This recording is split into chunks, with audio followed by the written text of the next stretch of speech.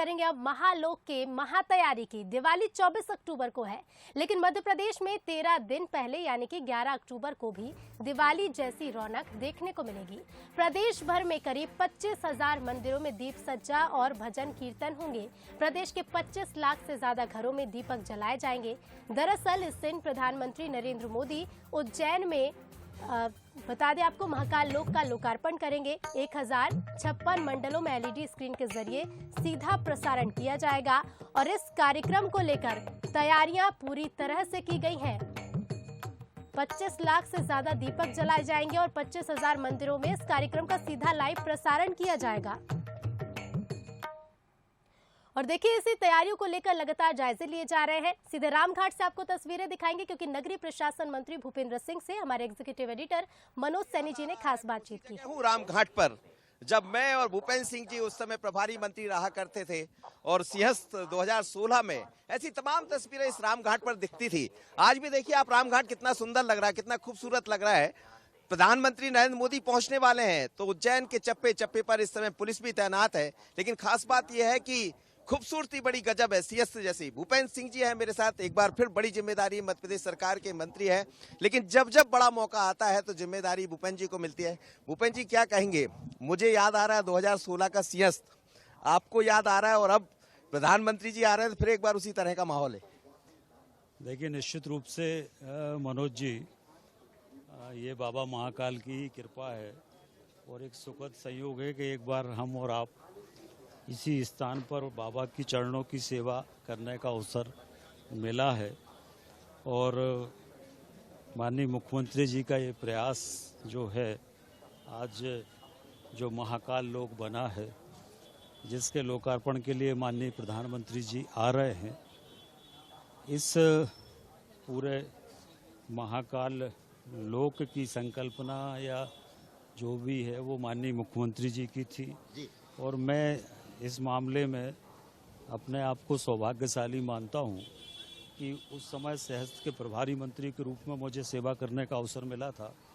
और आज जो सारा महाकाल लोक बना है वो उसकी नोडल एजेंसी नगरीय प्रशासन विभाग है और उस विभाग का मैं मंत्री के नाते मुझे फिर बाबा सेवा महाकाल की सेवा करने का अवसर मिला है। तो उनकी अपार कृपा माननीय मुख्यमंत्री जी पर, हम सब पर है, ऐसा मैं मानता हूं। क्या कुछ दिखाई देने वाला, क्योंकि आप देख रहे हैं, आप देखिए कितनी अच्छी तस्वीरें दिखाइएगा। हंसी जरा, बड़ा खूबसूरत नजारा है। महाकाल के बाद शिप्रा के तट पर जितने मंदिर है रंग रोगन से ऐसा लगता है कि दीपावली के पहले की जो दिवाली है, 15 दिन पहले की दिवाली, वो नजर आ रही है। और आज पूरा महाकाल का एक उत्सव, जो भव्यता आप लोग ने प्रदान की है, इस भव्यता का ये माना जाए कि जो धर्म की बात होती है, अभी तक लोग धर्म की बात करते आए हैं, लेकिन वो धार्मिक भावना, वो धार्मिक चीजें जिनके कारण लोग जुड़ते हैं, तो क्या भारतीय जनता पार्टी की सरकार, आपकी सरकार उस तरफ चल पड़ी है?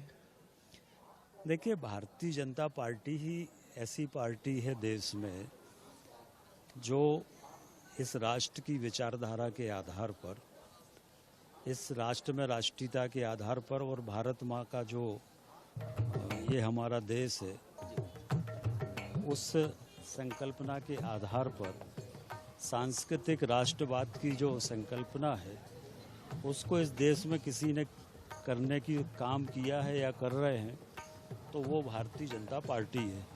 देखिए, आज माननीय नरेंद्र मोदी जी के प्रधानमंत्री बनने के बाद अयोध्या में राम मंदिर बनने का रास्ता खुला और इसके साथ माननीय प्रधानमंत्री जी के द्वारा बाबा केदारनाथ, बाबा विश्वनाथ, बाबा महाकाल, श्री राम मंदिर, ये सारी चीज़ें जो हैं और भी अनेक चीज़ें हैं, तो ये सब सांस्कृतिक पुनर्स्थापना की इस देश की एक जो काम हो रहा है, ये भारतीय जनता पार्टी ही कर सकती है। बाकी दलों के द्वारा कभी भी भारत की सांस्कृतिक संकल्पना को लेकर काम नहीं किया गया। और आज धीरे धीरे जो हमारा पुराना वैभव है, जो राजा विक्रमादित्य के समय का वैभव है, वो वैभव फिर से लौटकर उज्जैन में आ गया है। और जब 11 अक्टूबर को माननीय प्रधानमंत्री जी उज्जैन आएंगे, मैं ये मान के चलता हूँ कि उज्जैन के बाबा राजा विक्रमादित्य के बाद उज्जैन का सबसे भव्य आयोजन अगर कोई होगा तो वो 11 अक्टूबर का आयोजन होगा।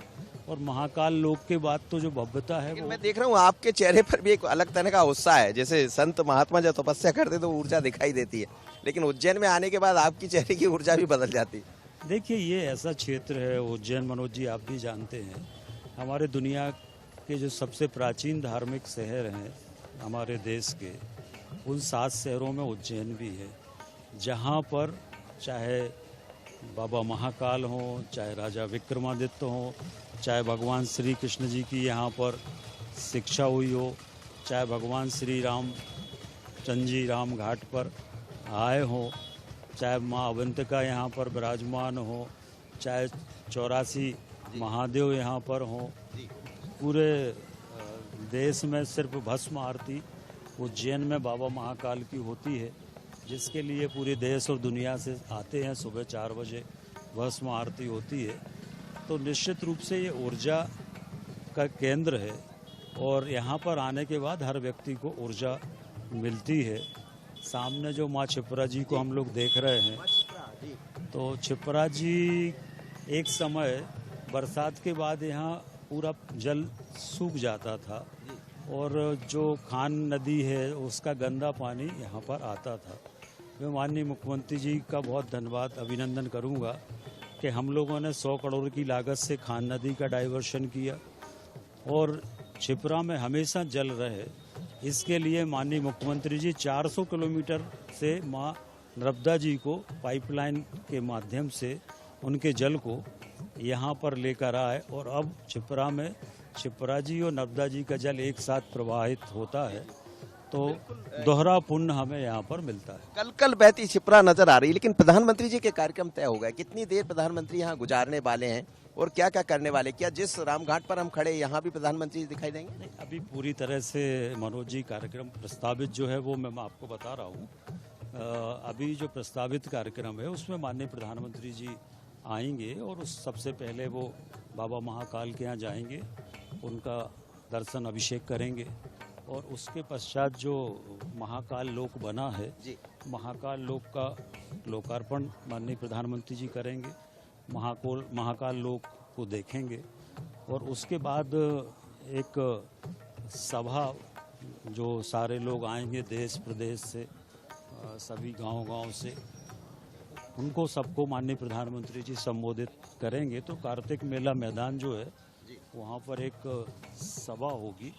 इस तरह से अभी प्रमुख रूप से ये कार्यक्रम है, पर इस कार्यक्रम को हम लोग न केवल उज्जैन में बल्कि पूरे मध्य प्रदेश में दीपावली की तरह इस कार्यक्रम को मना रहे हैं और शिव दीपावली हम लोगों ने इस कार्यक्रम का नाम दिया है।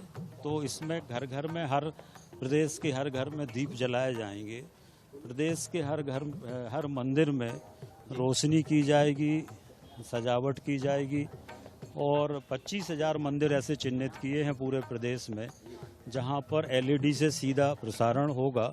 तो पूरे प्रदेश की 8 करोड़ जनता इससे सीधे जुड़ेगी, भजन होगा, कीर्तन होगा, प्रसाद बटेगा। तो ये पूरा प्रदेश जो 8.5 करोड़ के लगभग जनता है, ये इस आयोजन से जुड़ेगी। प्रधानमंत्री जैसे अब छिपरा में हम लोग खड़े हैं, आपने इतना एक देख रहे हैं हम, छिपरा कल कल बहती नजर आ रही है। यहाँ के सप्त सागर है, रुद्र सागर को आप लोग ने हरा भरा कर दिया, अभी रुद्र सागर भी देख रहे हैं, वहाँ भी पानी दिखाई दे रहा। तो जो सप्त सागर की नगरी है उज्जैनी, अब वो 7 बाकी जो सागर बचे उस पर भी चूंकि आपके पास जिम्मा भी है, वो भी तैयारी है? बिल्कुल सारी योजना है और द्वितीय चरण जो है, ये प्रथम चरण का काम जिसका लोकार्पण माननीय प्रधानमंत्री जी कर रहे हैं, अभी ये पूर्ण हुआ है। अब द्वितीय चरण फिर से काम हम लोग शुरू कर रहे हैं और द्वितीय चरण में बाकी सारी चीजें करेंगे। तो इस भव्यता के लिए अब क्या कहेंगे, लोगों से कुछ अपील करिए आप? नहीं, देखिए, ये तो बाबा महाकाल की हम सब पर कृपा है, प्रदेश पर कृपा है, वो उज्जैन के राजा हैं और सब लोग आएँ और उनके आशीर्वाद प्राप्त करें, प्रधानमंत्री जी को सुने, यही सबसे अपील है। चलिए, तो बहुत ही दिलचस्प नजारा है। मेरे पीछे छिपरा बह रही है और एक बार फिर सिंहस्थ की यादें ताजा हुई है। आप और हम कई महीने यहाँ गुजारे और सिंहस्थ में ऐसी कई यादें हैं जिन्हें जीवन में भुलाया नहीं जा पाएगा, लेकिन अब एक बार फिर नई यादें जुड़ने वाली और ये यादें होंगी प्रधानमंत्री मोदी के आगमन की, ये यादें होगी महाकाल लोक के लोकार्पण की क्योंकि बहुत कुछ इतिहास बदलने वाला था, लेकिन एक नया इतिहास लिखने की तैयारी है, क्योंकि भारत की पहचान, हिंदुस्तान की पहचान और इस अवंतिका की पहचान धर्म से होती है और धर्म की शिखा एक बार फिर लहराने वाली है। भूपेंद्र जी के साथ मुझे दीजिए इजाजत। नमस्कार।